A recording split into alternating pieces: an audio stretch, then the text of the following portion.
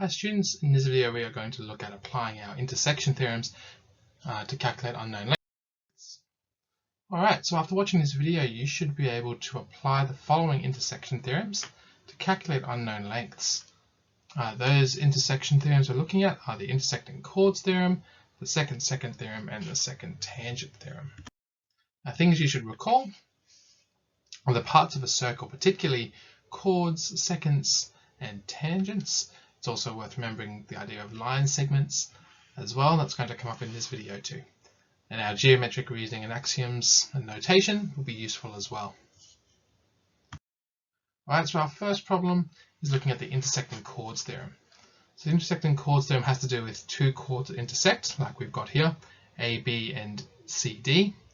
Now the product of both line segments of the chord are equal. So here, this distance here, AX, times this distance here, BX, should be the same, well, is the same as CX times DX.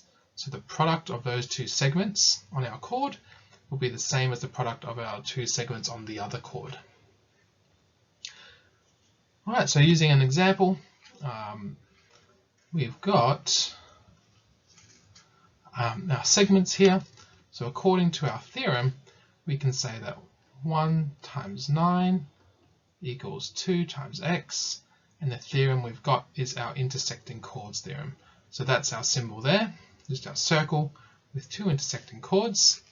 So we've got 9 equals 2x, so 9 on 2, or 4.5,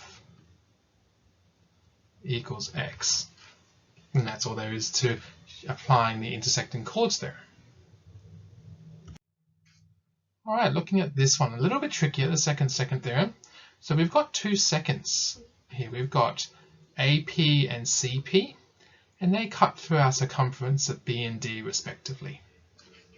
Now, what the secant-secant theorem states is that this distance here, BP, times the distance of the whole secant, AP, is going to be the same as DP, this distance here, times again the whole length of the secant, okay, CP.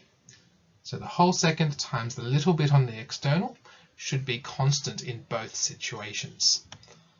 So if we've got our two secants here, right, we've got our whole secant here, which should be 12. And this one here, we've got a whole secant, which is x plus 3. Now applying our secant-secant theorem, 12 times 2 should be the same as x plus 3 times 3, this external length.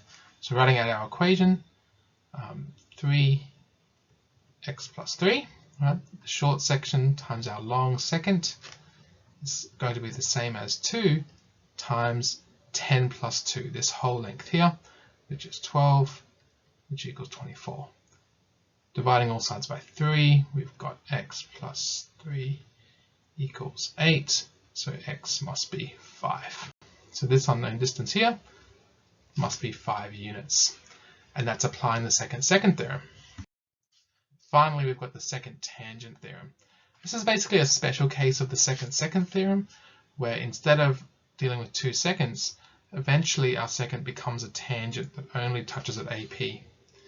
So instead of having two parts, we just say this length here squared is going to be our external part of our secant here, PC, times by the length of our entire secant, PB.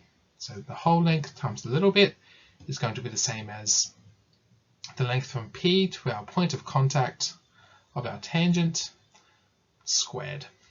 All right, using that in the problem.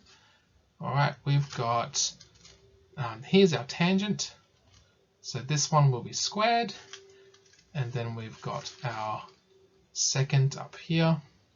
That whole length there is 16.